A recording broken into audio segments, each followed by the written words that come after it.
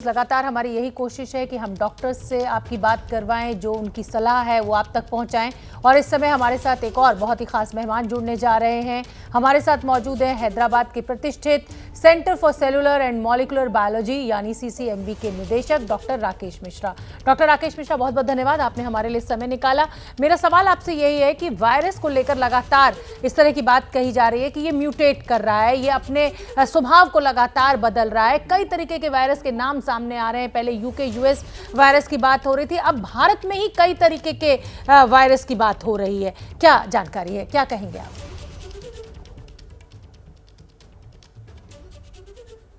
तो भारत में भी देखिए, वायरस जहाँ पे भी रहेगा, वायरस लोगों के अंदर म्यूटेट करता है।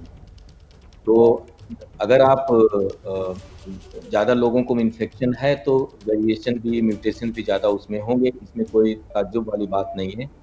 तो अभी जो तो करंट सिचुएशन है कि इंडिया में 2 तरह के वेरिएंट ज़्यादा हैं, तो फुटप्रिंट ज़्यादा है। एक तो यूके वेरिएंट जिसकी ओरिजिन यूके में हुई और वहाँ से किसी रास्ते से ही आया, और दूसरा जिसको हम B.1.617 बोलते हैं, तो महाराष्ट्र में जिसकी ओरिजिन हुई, और वो कुछ इंडिया के कुछ भागों में वो ज़्यादा फैला हुआ है। इसके अलावा बाकी जो वेरिएंट्स हैं वो छोटे-छोटे हैं, और यही जो 2 वेरिएंट्स हैं, यूके वाला उत्तर भारत में, और ये दूसरा जो इंडिया का वेरिएंट था वो वेस्ट में और साउथ इंडिया में ज़्यादा फैल रहा है। जी, डॉक्टर राकेश, आंध्रा वायरस की भी बड़ी बात हो रही है। ये कोई आंध्रा इसका की भी बड़ी बात, तो इसको कैसे देखें? क्या ये जो हिंदुस्तान में अलग अलग तरीके के वायरस हैं, क्या ये आंध्रा वायरस की जो बात हो रही है, ये आंध्रा स्ट्रेन, क्या ये सबसे ज्यादा खतरनाक है? अभी तक रिसर्च में क्या निकल कर आ रहा है, कोई जानकारी आपके पास? नहीं, ये जो आंध्रा वेरिएंट है ये एक्चुअली कोई नया वेरिएंट नहीं है, ये गलत तरीके से पेश हुआ है मीडिया में। ये इसका नाम है N440 के म्यूटेशन से ये जाना जाता है, और ये 1 साल से मौजूद है। इसकी ओरिजिन हिंदुस्तान में नहीं हुई, ये बाहर से आया हुआ है, और फर्स्ट वेव में भी ये पाया गया था, और धीरे-धीरे ये दक्षिण भारत में ज़्यादा प्रचलित हो गया, और 2-4 महीने पहले तक ये करीब 30-40% तक था आंध्रा, तेलंगाना, केरला, कर्नाटका, इन जगहों पे।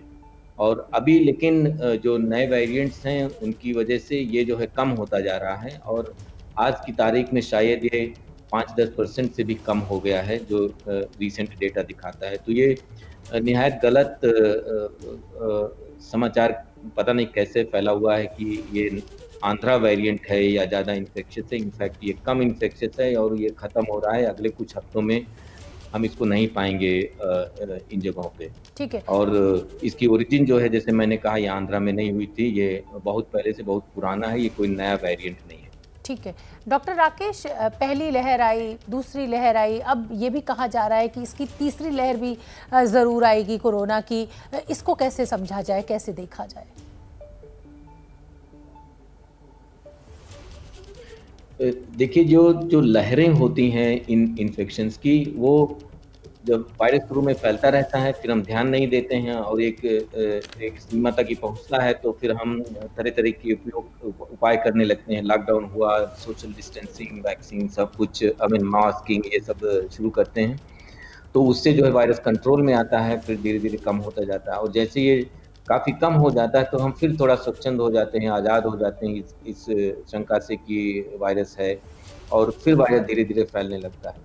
तो इसी तरह से पहली लहर आई, फिर वो कम हुई, उसके बाद हमने धीरे-धीरे इकोनॉमी को खोलना शुरू किया, स्कूल खुले, रेस्टोरेंट खुले, फिर हमने कुछ चीज़ें तो नहीं अवॉइड की जा सकती कि वो भी हुई, जैसे बड़ी-बड़ी मैरिज पार्टीज़, रैली, और religious activities, cinema hall, malls, जो जहाँ भी मतलब भीड़ होती है, तो वायरस को मौका मिलता है एक आदमी से दूसरे आदमी में पहुँचने का।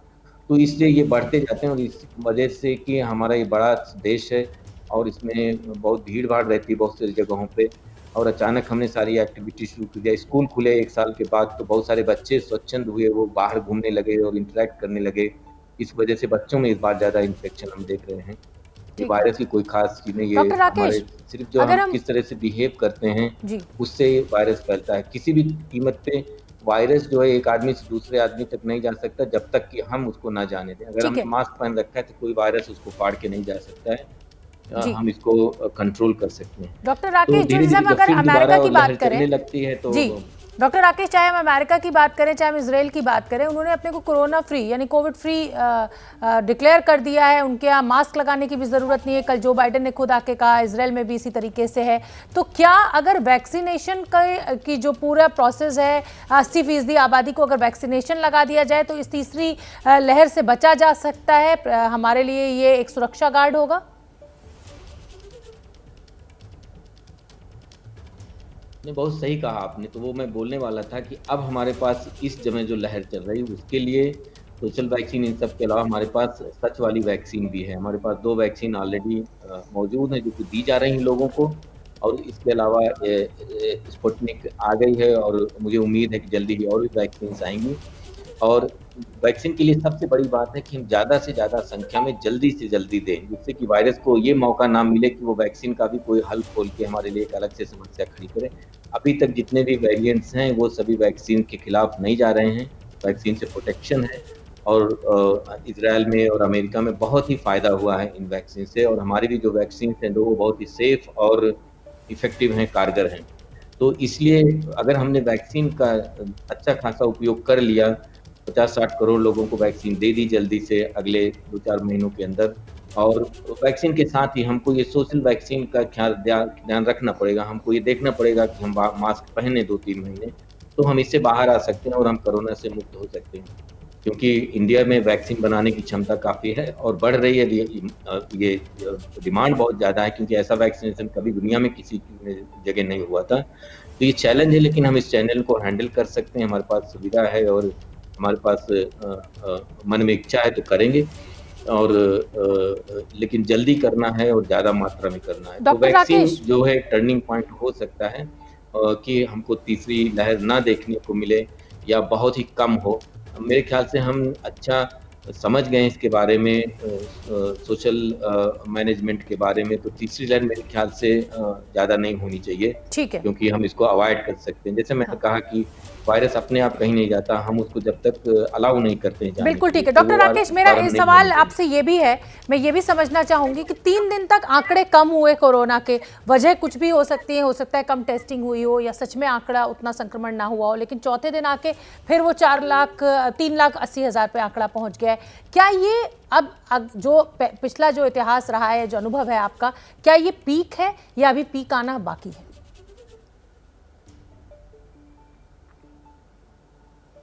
अभी ये नहीं कहा जा सकता कि ये पीक है। ये इन आंकड़ों पे आप ज़्यादा मतलब ये इंडिकेटिव हैं, इन पे आप ज़्यादा ध्यान मत दीजिए क्योंकि हमारा जो हेल्थ केयर सिस्टम है, ये बहुत ही कठिन परिस्थिति से गुज़र रहा है। जो सारे जो हेल्थ केयर वर्कर्स हैं, उनको ही ये सारा एडिशनल काम करना पड़ रहा है, टेस्टिंग और ट्रीटिंग, पेशेंट केयर। तो कभी-कभी वीकेंड में हुआ या संडे को जैसे कि कम हो गया, तो उस पे अभी मत जाइए, आप 1 हफ्ते का एवरेज देखिए। अगर ये पीक है तो बहुत अच्छी बात है। कुछ लोगों ने ऐसी भविष्यवाणी की थी कि 4 लाख के आस-पास पीक आएगी, उसके बाद नीचे होगी। तो ये अच्छी बात है, इसका मतलब है कि हम थोड़े सजग हुए हैं और वायरस भी थोड़ा थक रहा है और वैक्सीन तो काफ़ी कम हुई है, लेकिन नेचुरल वैक्सीनेशन का मतलब नेचुरल इन्फेक्शन और रिकवरी वो चीज़ें अभी काम आ रही हैं। लेकिन हमको अभी ये अपना जैसे बोलते हैं ना कि देखना पड़ेगा 2-4 दिन और कम हो सकता है। उम्मीद कम है कि ये वाली पीक है, अभी थोड़ा और ऊपर जा सकता है। लेकिन महाराष्ट्र में कम होने लगे हैं कंसिस्टेंटली, तो और जगहों पे भी हमको वो सीख लेके वहाँ से उसी तरह के उपयोग करें, तो हमको सफलता मिल सकती है। लेकिन 1-2 दिन के नंबर कम होने से हमको ज़रा भी ढिलवाही देने की ज़रूरत नहीं है, हमको और ज़्यादा टेस्ट करना चाहिए। नंबर बढ़ गए कोई बड़ी बात नहीं है, वो अच्छी चीज़ है, लेकिन आप टेस्ट ज़्यादा करो। नंबर ज़्यादा हो गया वो अच्छा है, लेकिन अगर हम बिना जाने नंबर तो बढ़ेगा जो बढ़ रहा है, हम टेस्ट करें या ना करें। अगर हम टेस्ट करेंगे तो हमको पता रहेगा हम कुछ कर सकते हैं उसके बारे में, टेस्ट नहीं करेंगे तो वायरस चुपचाप फैलता रहेगा। सबसे खतरनाक चीज़ इस वायरस की यही है कि ये हमको पता भी नहीं चलता कि हमारे अंदर है, ये एसिम्प्टोमेटिक रहते हैं ज़्यादातर लोग, इसीलिए चुपचाप ये फैलता रहता है। इसे टेस्ट करने से ही पता चलता है, वो हमको करना चाहिए। तो हो सकता है हम पीक के पास पहुँच रहे हैं, लेकिन मैं 1 हफ्ते का डेटा देखूँगा कि अगर वो एवरेजन कम हो रहा है, तो हम मानेंगे कि हम पीक पे पहुँच गए हैं और जल्दी ही, और उम्मीद करते हैं कि तेज़ी से ढलान भी होगी इसकी, जिस तरह से ये बढ़ा जी, है। डॉक्टर राकेश मिश्रा, तमाम एक्सपर्ट्स इस समय ये कह रहे हैं, चाहे वो भारतीय एक्सपर्ट्स हों, विदेश से जो एक्सपर्ट्स हैं जो इस समय हिंदुस्तान की स्थिति पर नजर रखे हुए हैं, उनका ये कहना है कि जब तक स्ट्रिक्ट लॉकडाउन नहीं लगाया जाएगा तब तक इस चेन को नहीं तोड़ पाएगा भारत। चाहे आप कितना भी नाइट कर्फ्यू या वीकेंड लॉकडाउन लगाते रहिए, उससे कोई फायदा नहीं होगा। तो क्या आपको भी ऐसा लग रहा है कि अब ये वक्त की जरूरत है, स्ट्रिक्ट लॉकडाउन अगले 20, 21, 25 दिनों के लिए, तभी हम इस संक्रमण की चेन को तोड़ पाएंगे? आप अब इसको कोई भी डेफिनेशन दीजिए, लेकिन जैसे मैंने कहा कि अ, अ, वायरस जो है वो आदमी एक दूसरे में फैलाते हैं, हम ही फैलाते हैं। अगर हम वो बंद कर दें तो वायरस नहीं फैलेगा और हम पीक से बाहर आ सकते हैं। उसके लिए या तो हम खुद करें, या तो फिर हमको ज़ोर ज़बरदस्ती किया जाए, लॉकडाउन किया जाए, तो कुछ भी करें, लेकिन हमको इंटरैक्शन, क्लस्टरिंग कम करना है, मास्क पहनना है और घर से बाहर नहीं निकलना है। हमको भी डर है कि लॉकडाउन की ज़रूरत पड़ेगी, और ये चीज़ तो ख़ैर ठीक है कि वायरस जो है वीकेंड ना शाम, सुबह ये थोड़ी काउंट करता है। ये तो जब भी इसको मौका मिला ये खट से दूसरे आदमी पे पहुँच जाएगा, अगर आस-पास में 2 लोग हैं तो। वीकेंड वाले कर्फ्यू ये सब सिंबॉलिक तरीके से हैं, इनसे बहुत कम राहत मिलेगी, इससे हम इस बड़ी समस्या के पार नहीं पहुँच पाएँगे, हमको और ज़्यादा सख्त कदम उठाना पड़ेगा। उसका मतलब पूरा टोटल लॉकडाउन भी हो सकता है, या सरकार के पास और कोई उपाय है कि जिससे कामकाज थोड़ा चलता रहे, लेकिन लोगों का आवागमन कम हो, भीड़ें कम हो। तो अगर कोई ऐसा बीच का रास्ता निकाल लें तो वो भी अच्छी बात है, क्योंकि लॉकडाउन से जो तकलीफ़ होती है लोगों को, वो भी बहुत मुश्किल होती है। हम पिछले वाले लॉकडाउन को नहीं भूल सकते हैं, जैसे लोगों को परेशानी हुई।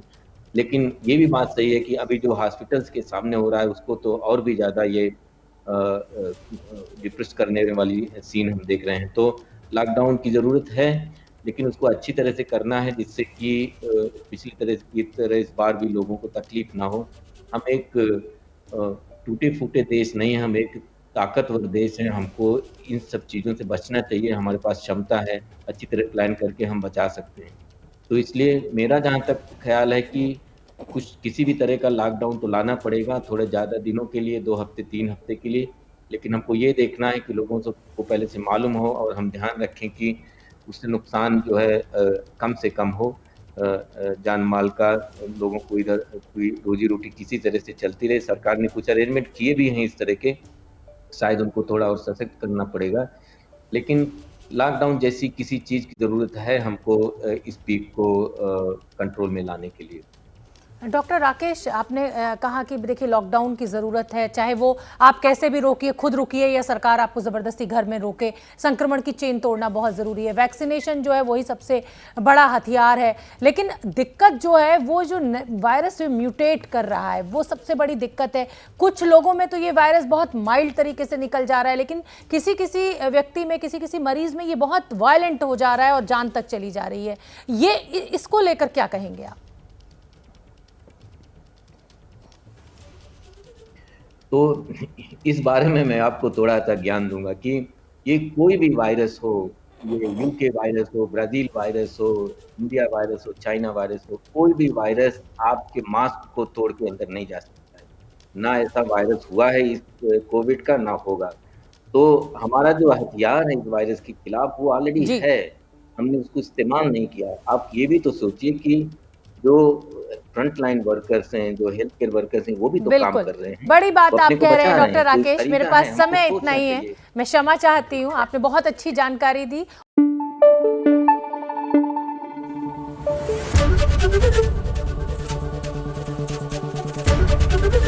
एबीपी न्यूज आपको रखे आगे।